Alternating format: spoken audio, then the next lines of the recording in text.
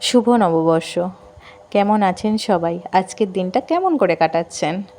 ছোটোবেলা থেকেই শুনে আসছি নববর্ষ মানেই নতুন জামা আর অনেক কিছু খাওয়া দাওয়া।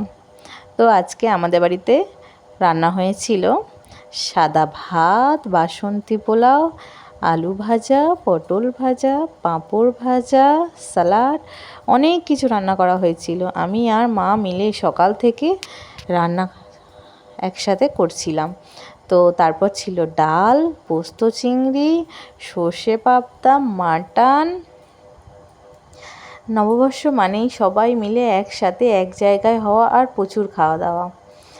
এমন কোনো অকেশন পড়লেই সবাই এক জায়গায় হওয়া হয়। তো নববর্ষতে সবাই আমরা এক হয়েছিলাম।